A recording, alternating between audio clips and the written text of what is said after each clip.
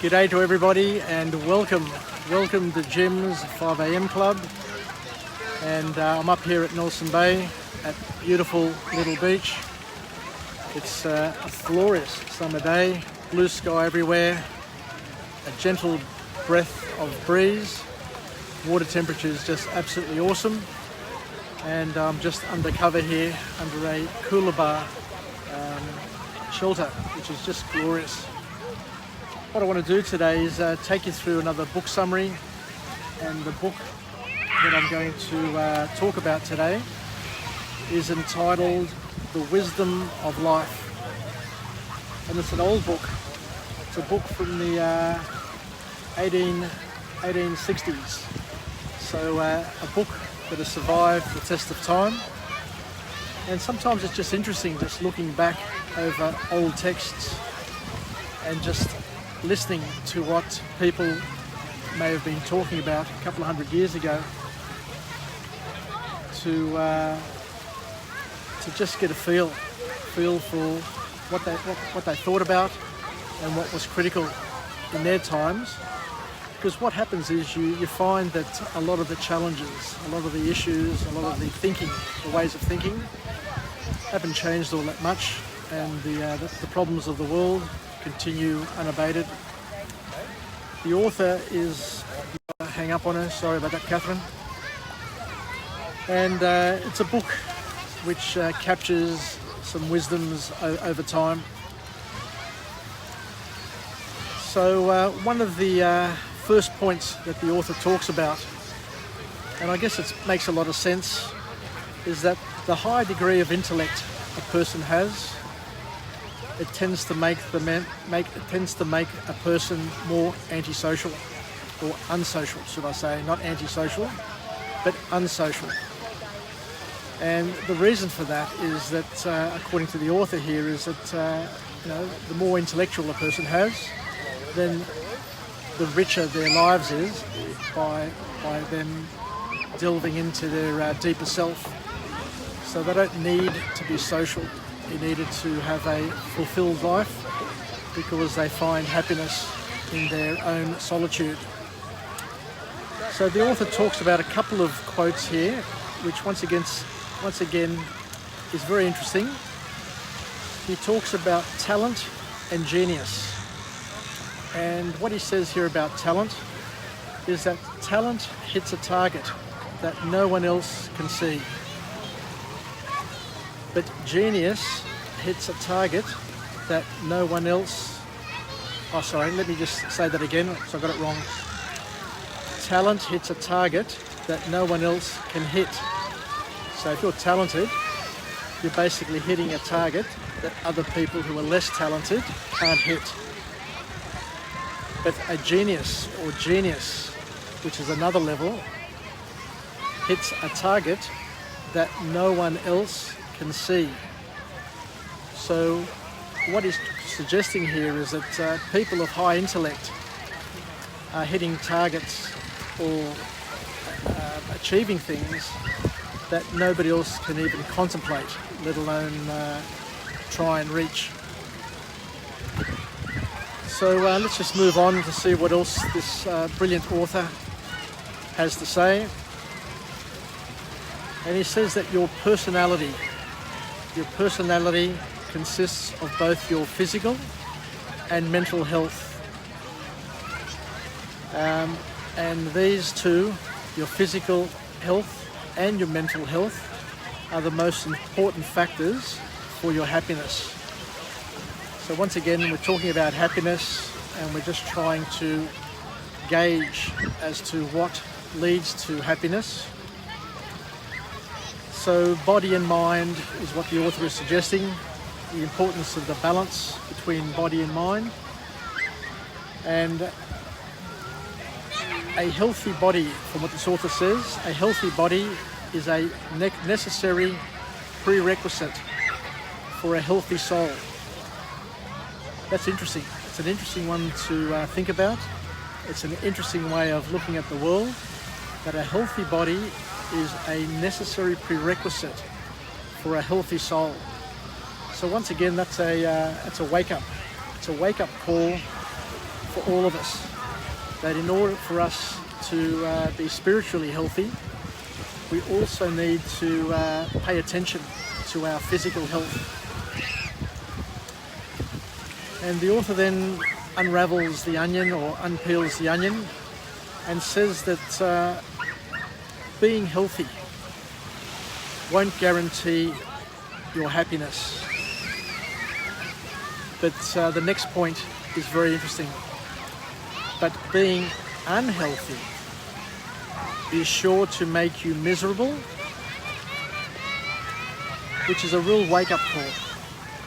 My Uncle George used to say this as well. He says, money won't guarantee happiness, but if you don't have money, it will guarantee that you're miserable.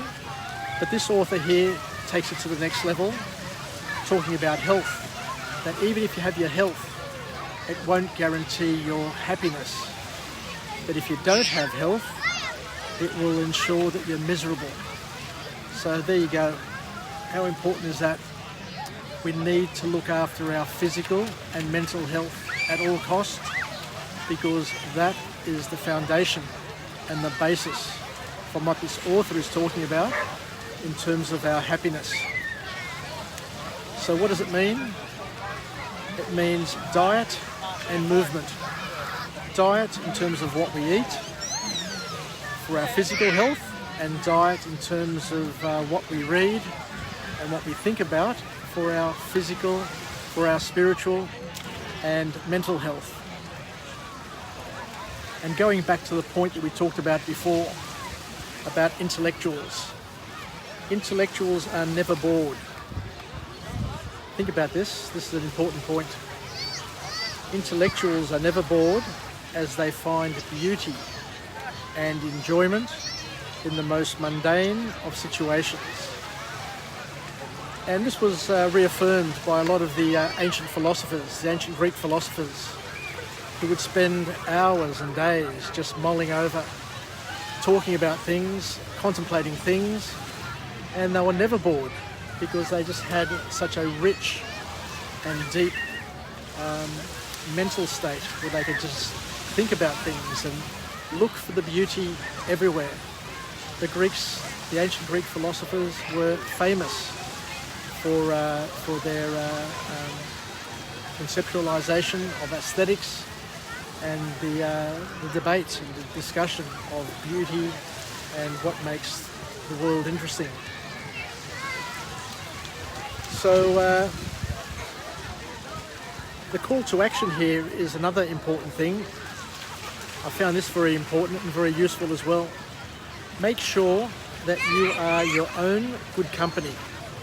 By all means, seek friendships, seek good company amongst people around you, with your family, friends, work peers. But you also need to find good company in yourself, in your solitude, and not to feel bored, not to feel lonely, and to make the most of the time that you have with yourself.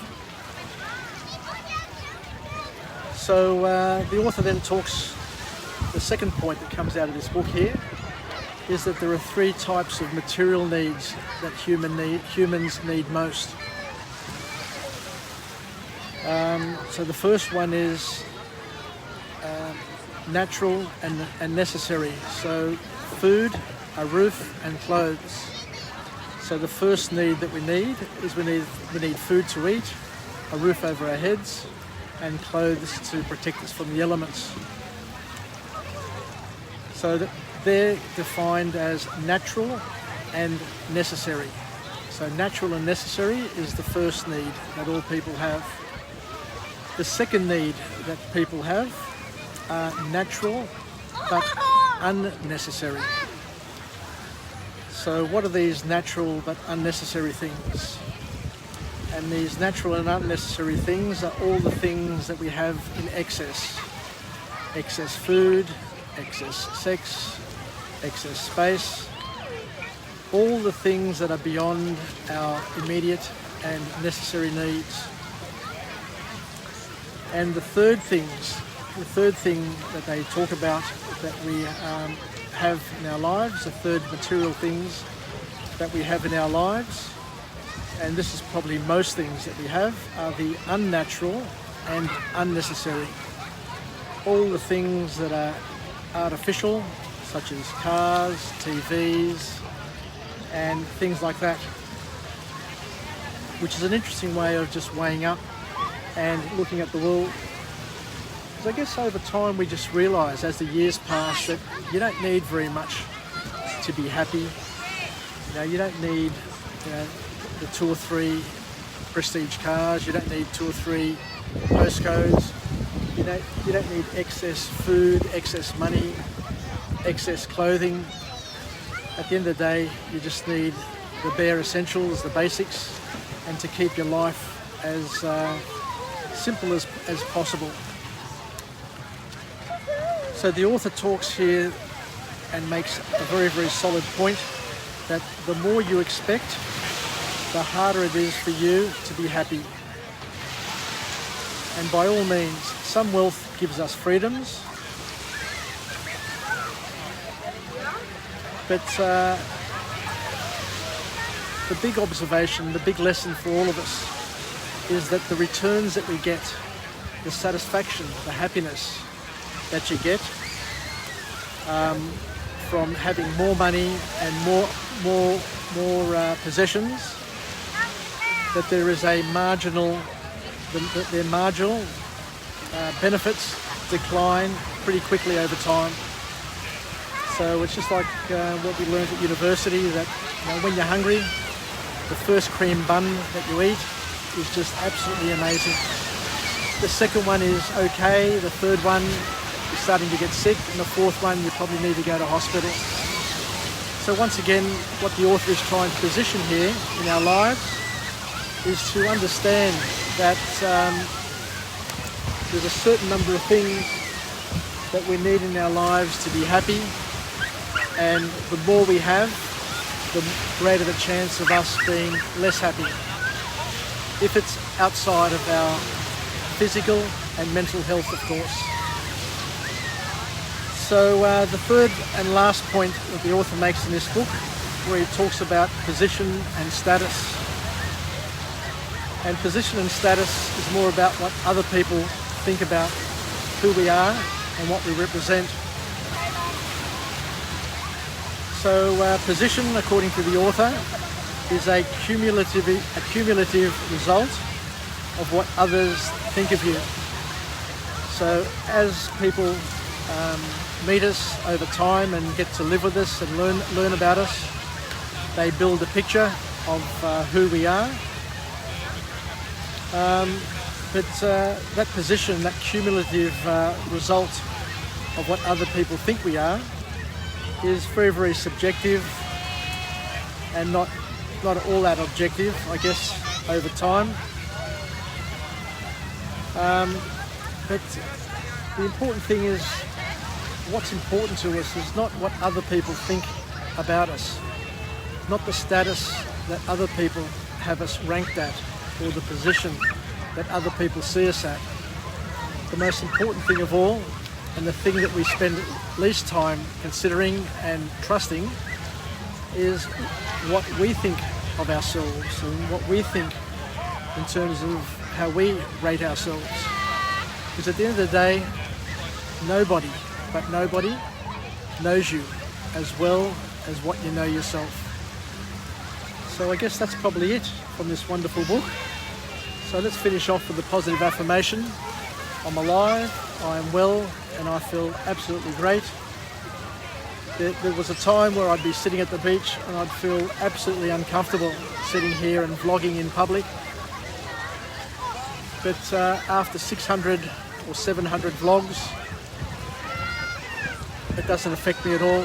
I can sit here and talk and have thousands of people around me. It doesn't bother me anymore, because I've got my goals, I've got my dreams, I know what I'm trying to achieve.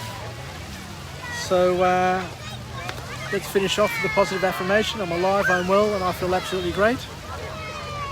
And I look forward to catching you again at a later time of the day here at Little Beach, where I'll try and crank through as many Gyms 5am clubs as possible. because I've got about 30 that I've pre-prepared and I'm ready to deliver, and I'm well on my way to achieving that target of 725, and trying to quote the number of fables that Aesop is renowned to have authored, and to get to my initial target of 1,000 vlogs in English, and hopefully to reach the 1,001 vlogs in Greek. Anyway, take care, Yassas, Lucky from Jim's 5am Club, and I look forward to chatting to you later on down here on the beach on this beautiful summer's day. And the goal is to try and make the most of this weather while we've got it available to us, and wishing everybody a happy Australia Day in advance. Take care, Yassas, and bye. Cheers.